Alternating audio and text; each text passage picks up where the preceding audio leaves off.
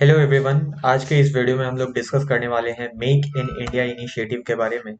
Make in India के सारे important points को हम डिस्कस करेंगे जो आपको एक अच्छा एसे लिखने के लिए ज़रूरत है। एसएससी सीजीएल सीएचएसएल और एमटीएस का जो प्रिपरेशन कर रहे हैं उनके लिए ये वीडियो काफ़ी इंपॉर्टेंट है। तो सबसे पहला पॉइंट, इसे लॉन्च कब किया गया था? तो इसे लॉन्च किया गया था 2014 25 सितंबर को। इसे लॉन्च किया था गवर्नमेंट ऑफ इंडिया ने। इसे लॉन्च किया गया था विज्ञान भवन न्यू दिल्ली में, और इसे लॉन्च किया था honourable prime minister Narendra Modi ने। Ministry of commerce and industry इस इनिशिएटिव को एडमिनिस्ट्रेट करती है। और अब पॉइंट आता है कि इस इनिशिएटिव का जरूरत क्या था, why this initiative was rolled out. तो सबसे पहला पॉइंट के less contribution of manufacturing sector towards economy. Economy के टुवर्ड्स जो जीडीपी में कंट्रीब्यूशन था मैन्युफैक्चरिंग सेक्टर का, वो काफी कम था।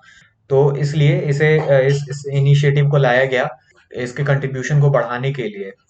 और दूसरा जो पॉइंट था जिसके कारण इसे लाया गया वो था अनएम्प्लॉयमेंट। तो अनएम्प्लॉयमेंट के प्रॉब्लम को एलिमिनेट करने के लिए इसे लाया गया था ऑन अदर कंट्रीज।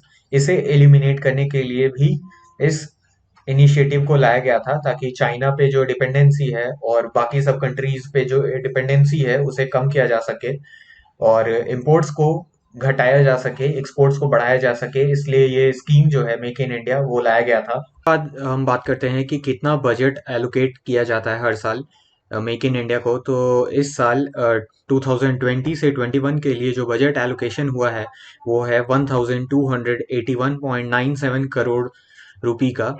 और यही बजट एलोकेशन 2019 से 20 तक के लिए था, वो था 651.58 करोड़ का। और इसके बाद हम बात करते हैं, ये जो डेटा है ये इम्पॉर्टेंट है, तो आप कोशिश कीजिएगा कि इसे आप याद रख सकें। आप इसे यूज़ कर सकते हैं अपने ऐसे के लिए। इसके बाद हम बात करते हैं what are the objectives of make in India. Make in India के 3 ऑब्जेक्टिव्स हैं। पहला ऑब्जेक्टिव जो था वो था कि ईयर पर एनम ग्रोथ जो है मैन्युफैक्चरिंग सेक्टर का, उसे इंक्रीज करके 12 से 14% किया जाए पर ईयर ग्रोथ। और दूसरा जो ऑब्जेक्टिव था वो था अनएम्प्लॉयमेंट को एलिमिनेट करने के लिए। तो अनएम्प्लॉयमेंट को एलिमिनेट करने के लिए इन्होंने गोल लिया था कि 100 million additional manufacturing jobs in the economy bye 2022। Year 2022 तक 100 मिलियन नए जॉब प्रोड्यूस किए जाएं सेकेंडरी सेक्टर में।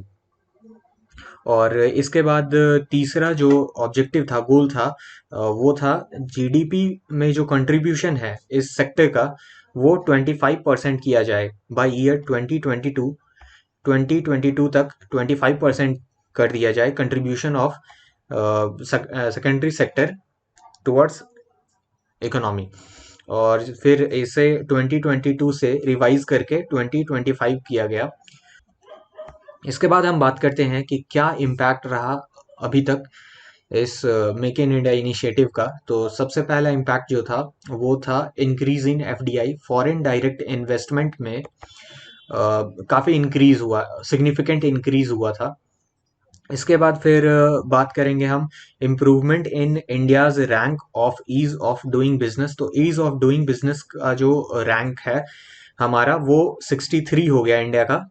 और ये 2014 में 160s में था, और 2016 में 130s में था, और अभी ये सुधर के 63 हो गया है।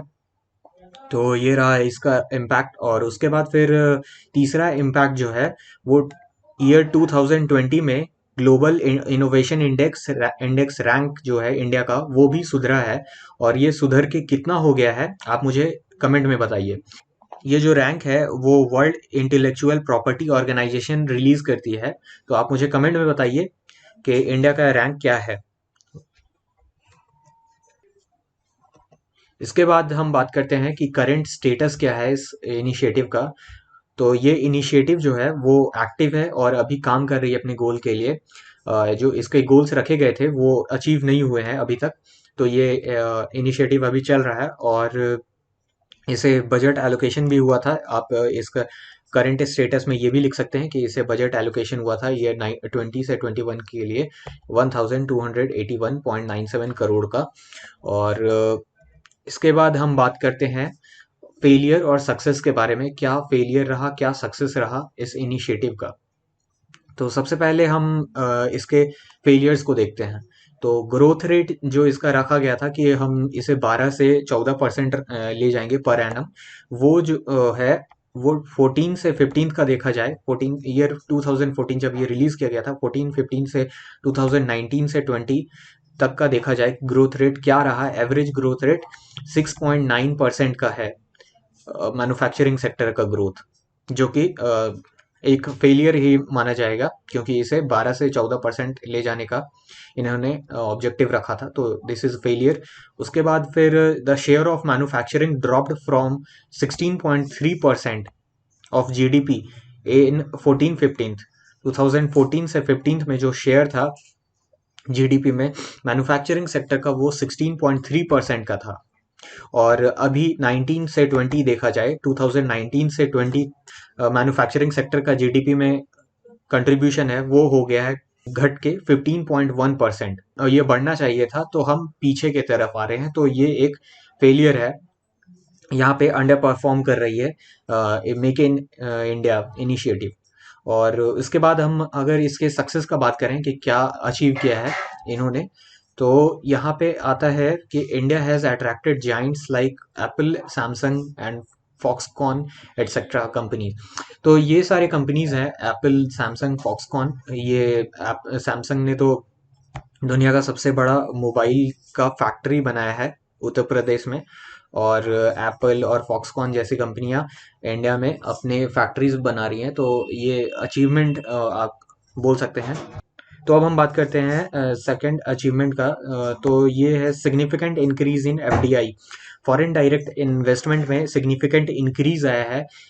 ये स्क्रीनशॉट है मेक इन इंडिया का के ऑफिशियल वेबसाइट का। तो इन्होंने यहाँ पे दिखाया है the latest fact sheet released by DPIIT shows a positive trend where India has registered a record total FDI of USD 73.45 billion dollars का। तो यहाँ पे आप देख सकते हैं ईयर फिजिकल ईयर 19 से 20 तक के बीच में एक 73.45 बिलियन डॉलर्स का इन्वेस्टमेंट आया है, फॉर इनडायरेक्ट इन्वेस्टमेंट आया है। तो ये सक्सेस है मेक इन इंडिया इनिशिएटिव का। तो ये था वीडियो। अगर आपको ये वीडियो अच्छा लगा तो please like this video, this will help us to grow. Subscribe exam cluster for more such videos. Thank you for watching this video. जय हिंद।